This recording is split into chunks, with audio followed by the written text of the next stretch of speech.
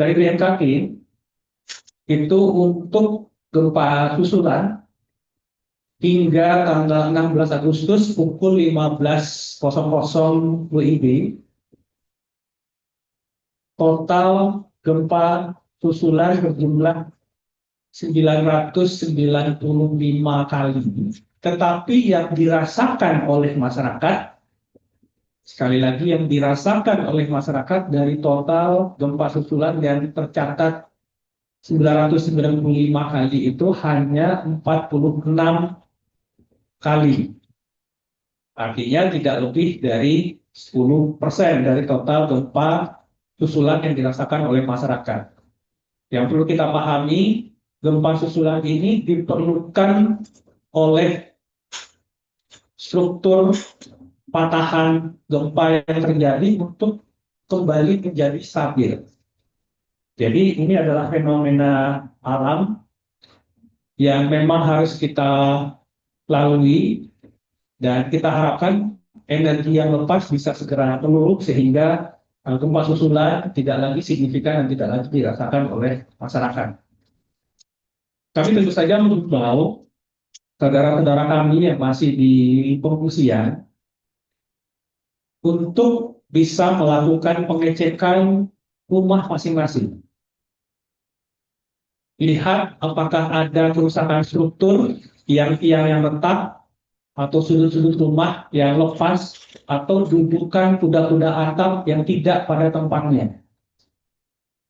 Kalau saudara-saudara kita, warga yang di daerah terdampak, memiliki kondisi rumah pasca gempa seperti tadi, segera laporkan pada aparat RT terdekat, RW, atau aparat desa, atau ke kantor BPBD setempat. Ini akan menjadi data awal kami nantinya untuk bisa melakukan rekapitulasi dari rumah rusak yang akan kita verifikasi secara teknis nantinya, agar hak-hak masyarakat, hak-hak saudara-saudara kita nantinya dalam pemulihan dan rekonstruksi bisa kita data dari saat ini.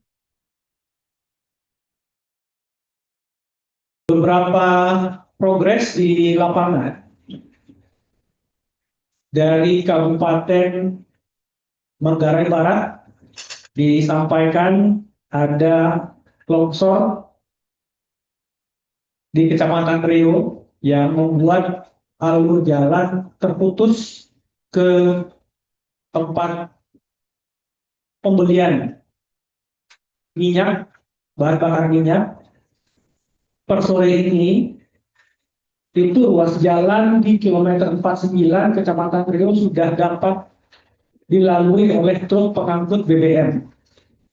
Jadi sekali lagi, yang mungkin kemarin pada saat hari kejadian itu ada batu besar di tengah jalan akibat longsor pasca gempa, itu sudah dibersihkan oleh Kementerian PU, dan kita pastikan ruas jalan kilometer 49 ini sudah bisa dilalui oleh truk tangki BBM.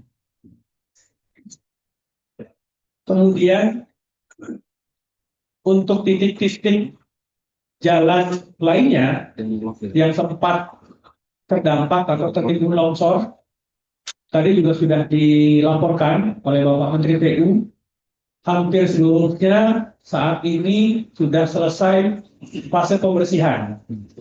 Artinya kita harapkan tentu saja kalau tidak hari ini, maksimal besok titik-titik jalur jalan terdampak longsor sebelumnya yang tidak bisa dilalui, kita harapkan sudah bisa dilalui. Ini sangat penting karena akses jalannya akan menentukan optimalisasi dari pemulihan di sektor-sektor lainnya.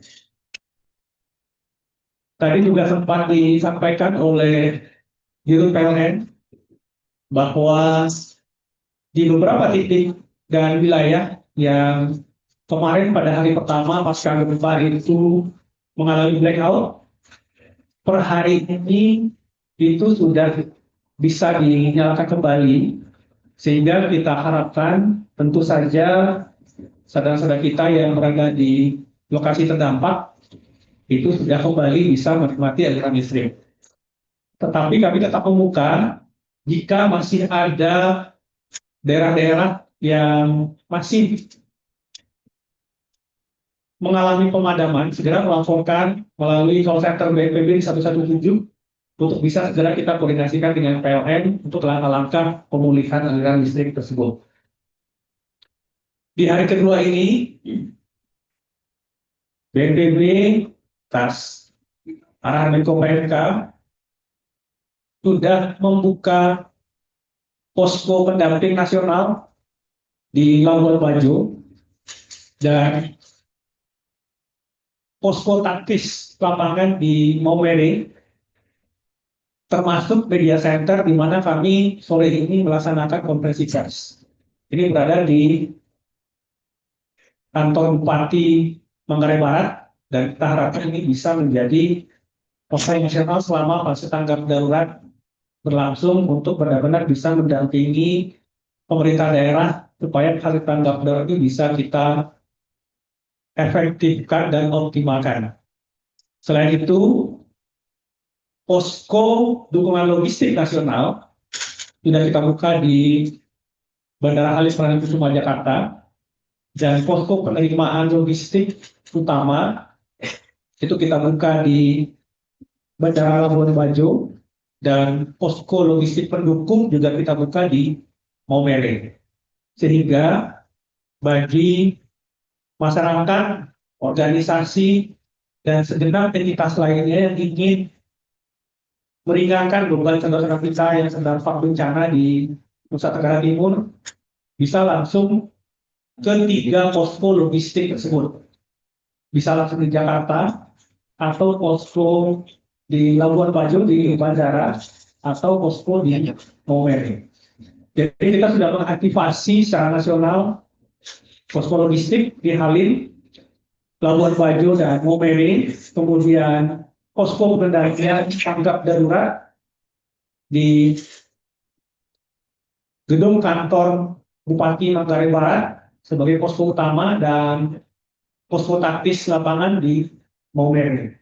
Ini juga kita lakukan supaya manajemen logistik, manajemen deployment sumber daya, alat perangkat personil dan anggaran bisa kita optimalkan tidak hanya di tingkat pusat tetapi juga di tingkat daerah.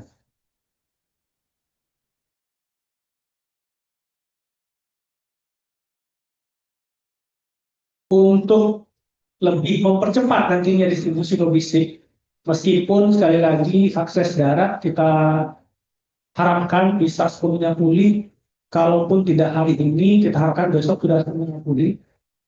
Pemerintah telah men-standby-kan beberapa unit satuan udara. Di Labuan Bajo itu ada 1 unit heli Karakal dari TNI Angkatan Udara, kemudian 1 unit heli Bell 412 dari TNI Angkatan Darat, 1 unit heli dari BNPB, dan 2 unit pesawat karavan masing-masing dari Kementerian Perhubungan dan 1 dari BNPB. Selain di Labuan Bajo, untuk mendukung distribusi logistik jika diperlukan dari Maumere, kita juga sudah men-standby-kan 1 unit heli Bell 412 dari TNI Angkatan Darat, 1 unit heli Panther dari TNI Angkatan Laut, 2 unit heli Bell dari Kementerian Perhubungan, dan 1 unit karavan dari BNPB. Ini semua kita standby-kan dan kita siap untuk digunakan, baik itu untuk mobilisasi personil maupun distribusi logistik jika diperlukan seandainya ada daerah-daerah yang membutuhkan dukungan dan distribusi logistik dari udara. Terkait dengan bantuan logistik dari Bapak Presiden, sejumlah 50.000 paket sembako untuk sorti pertama itu sudah terkirim dan sampai 4.925 paket dan tadi sudah didistribusikan melalui Posko Labuan Bajo itu 3.200 paket dengan rincian ke Kabupaten Manggarai Barat 550 paket, ke Kabupaten Manggarai 1.000 paket, Manggarai Timur 550 paket, dan Nagekio serta Ngada masing-masing 550 paket. Sedangkan yang lain di Maumere itu didistribusikan ke Sika dan ND ada 1.725 paket dengan rincian Sika 1.000 paket dan ND 725 paket. Sorti kedua akan dikirimkan sore ini, sudah terbang pukul 15.00 dengan jumlah 45.075 paket. Semua ini tentu saja atensi Bapak Presiden untuk benar-benar bisa meringankan beban saudara kita yang terdampak bencana.